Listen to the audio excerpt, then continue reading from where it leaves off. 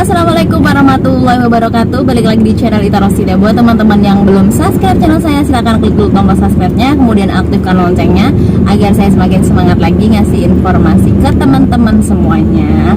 Baik teman-teman, jadi hari ini aku lagi ada di Lampung Timur. Ini tepatnya kayaknya masih di daerah Sukadana. Belum sampai Sukadana. Jadi ini masih di Pekalongan ya, Pekalongan Lampung Timur. Saya hai teman-teman yang ada di Pekalongan Lampung Timur. Kita akan melihat jalan ya, jalannya nih lurus alus ya teman-teman ya. Jadi di sini aku hanya sekedar berjalan-jalan sebentar, ngajakin anak aku karena dia kan di rumah juga bete mau ngapain gitu ya.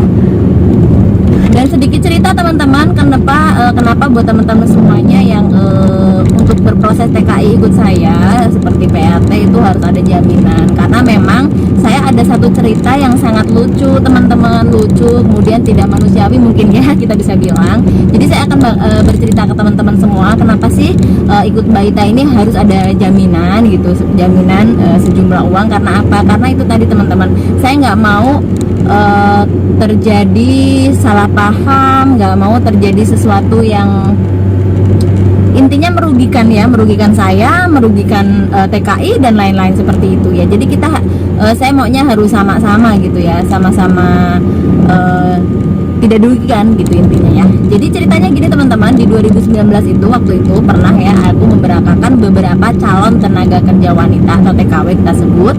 Nah itu teman-teman, dari sekian banyaknya ada dua calon TKI yang mengundurkan diri, padahal prosesnya sudah sampai di penampungan, sudah paspor, sudah ID, sudah medikal, sudah di penampungan hampir 1 bulan gitu ya. Kita bilang adalah 2 minggu 3 minggu itu seperti itu. Jadi waktu itu teman-teman, zaman saya masih nganter ke Jakarta juga ya teman-teman ya. Nah di situ mereka itu yang dua ini dengan alasan yang satunya itu orang tuanya sakit, mau pulang, mau izin pulang dulu awalnya. Nah dan yang satunya dengan alasan anaknya sakit. Jadi saya sebagai PL yang bawa mereka, oke, saya setujui mereka pulang dulu karena kan izin IP namanya, izin pulang dulu. Nah terus apa namanya, ternyata mereka pulang tuh nggak mau balik lagi ke PT teman-teman gitu loh. Dan dengan gampangnya mereka bilang ya itu tadi, dia nggak nerusin proses gitu ya. Dan mereka ini awalnya nggak ada itikat baik ya, karena kan untuk berproses semuanya kan kita juga sudah mengeluarkan dana gitu ya. Zaman dulu itu belum ada, saya nggak minta jaminan karena apa ya, itu tadi mereka itu kan semuanya itu kan potong gaji gitu ya, potong gaji di Taiwan pas kerja. Tapi walaupun potong gaji juga, teman-teman wirawiri kesana sini, dari sini ke Jakartanya, dari Lampung ke Jakarta kayak gitu kan, mereka juga kan butuh biaya teman-teman. Nah itu semua saya keluarkan.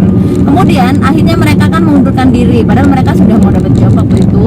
Jadi terpaksa saya harus ganti rugi ke PT ya, ke PJTKI yang memberangkatkan mereka. Dan dengan berat hati saya pun harus meminta kepada mereka dong kerugiannya. Nggak mungkin kerugian itu harus saya yang bayar, karena kan mereka yang menjalani gitu. Dan ternyata saya minta ke mereka nggak ada itikat baik untuk ngebayar, malah saya datangin ke rumahnya. Mereka itu ngumpet teman-teman, pokoknya mereka itu nggak ada apa ya, nggak ada malu gitu ya, mereka seperti itu. Oke. Nah setelah itu teman-teman, setelah berjalan 4 tahun sampai dengan sekarang, dalam waktu setiap tahun atau beberapa bulan sekali mereka pasti ngubungin saya gitu ya. Mereka mau ngambil dokumen, pengennya mereka ngambil dokumen itu dengan harga semurah-murahnya gitu ya, dengan harga semurahnya. Maksudnya misalkan saya rugi 5 juta, mereka cuma mau ngambil dengan harga 1 juta apa gimana kayak gitu ya. Jadi ya saya nggak mau teman-teman, karena apa, saya sudah ada rinciannya, mereka pun sudah saya kasih rinciannya, apapun yang dikeluarkan gitu ya, apa saja yang dikeluarkan saya waktu memproses mereka gitu ya. Nah kemudian selanjutnya teman-teman, mereka lucunya lagi, mereka minta ke teman, Mbak, oke saya mau ganti rugi sesuai dengan yang tertera gitu kan, karena mereka juga sudah sadar. Saya bilang coba kalian baca lah itu rinciannya bener atau enggak. Kalau kalian keberatan ngomong sama saya, apa yang keberatan, saya bilang gitu kan. Ya Mbak bener, dia sudah tahu memang biaya yang dikeluarkan itu ya semuanya cuma segitu gitu loh. Dan kalau misalkan saya sebagai PL nakal, misal nih saya bisa minta lebih dari mereka 10 juta atau 15 juta, Karena apa? Sudah ada surat izin kok yang kuat gitu loh. Cuman saya nggak mau teman-teman, saya maunya ya saya sudah gitu loh. Yang penting saya nggak rugi, dia orang nggak rugi, harusnya seperti itu. Tapi di sini saya yang sangat-sangat dirugikan waktu, capek pikiran gitu kan. Karena mereka yaitu ngubungin saya terus mau ngambil dokumen, katanya iya mau bayar, ternyata sampai tempat dia nggak pernah bawa uang yang sesuai teman-teman gitu loh. Dan lucu, di bulan kemarin mereka itu mau ketemuan sama saya, oke? TKI tersebut itu bawa oknum teman-teman ketemu saya ya. Awalnya dia orang tuh ngubungin saya bahwa dia akan bayar gitu ya, akan bayar kemudian ambil dokumen. Saya kira cuma gitu aja. Ternyata mereka itu bawa oknum polisi, teman-teman, oknum ya, nggak semua polisi seperti ini ya. Entah, saya nggak tahu dibayar berapa sama mereka. Intinya katanya mau menengahi apa lagi teman-teman, karena sudah rinciannya sudah jelas loh. Ini benar-benar nggak tahu diri ya berarti dia ya. Dan tetap aja oknum tersebut yang nggak bisa teman-teman, nggak bisa gimana-gimana sama saya. Apalagi ternyata oknum yang dia bawa itu teman-teman, dia itu tahu dengan saya atau kenal saya gitu loh. Walaupun saya nggak kenal sebenarnya kan, cuman dia kenal saya gitu loh, kayak gitu teman-teman. Dan nggak bisa, dan yang lebih lucu lagi, oknum polisi tersebut kan nggak bisa nih ya teman-teman, nggak bisa menengahinya gitu ya, menengahi hal ini. Dia itu masih manggil temennya, dua oknum lagi temen dia panggil untuk ngadepin saya gitu teman-teman. Saya pikir nih memang semuanya mereka yang datang ini memang semuanya nggak punya hati gitu ya, dan nggak punya perikemanusiaan yang saya bilang. Karena apa? Mereka udah jelas-jelas mereka salah, mereka punya hutang, tapi mereka mau bikin ulah gitu ya teman-teman ya. Dan dua oknum ini datang teman-teman karena yang satu nggak bisa menyelesaikan gitu ya, nggak bisa jalan tengah ya. Kenapa harus jalan tengah? Karena mereka sudah tahu rinciannya. Harusnya sebagai oknum atau yang apa ya, kenapa mereka harus bantu gitu loh? Apa yang mau dibantu juga gitu loh teman-teman ya. Dan saya tahu TKI ini datang ke saya tuh bawa mobil teman-teman, suaminya itu bawa mobil. Dan itu mobil itu yang saya ingat itu waktu 2019 dia nganterin ke terminal, istrinya tuh bawa mobil itu. Saya nggak tahu itu mobil dia atau mobil saudaranya. Yang pasti gini aja, dia datang ke saya bawa mobil, masa uang 5 juta nggak ada gitu loh teman-teman. Dan dua oknum tersebut pun nggak bakal jebol, nggak jebol juga. Akhirnya mereka berpihak ke saya gitu ya. Gimana teman-teman, memang yang salah siapa? Memang yang salah mereka gitu loh ya. Pokoknya mereka itu nggak punya hati, nggak punya perasaan gitu ya. Terus cuman merepotkan diri mereka sendiri lah ya, datang jauh-jauh dari Bandar Jaya ke Metro teman-teman. Itu dia harus jemput oknum polisi tersebut yang tugasnya di Trimurjo yang di sana. Mereka sampai detik ini ya mereka pulang dengan tangan kosong gitu ya. Yang satu memang sudah bayar karena memang benar-benar mau berangkat ke luar negeri lagi.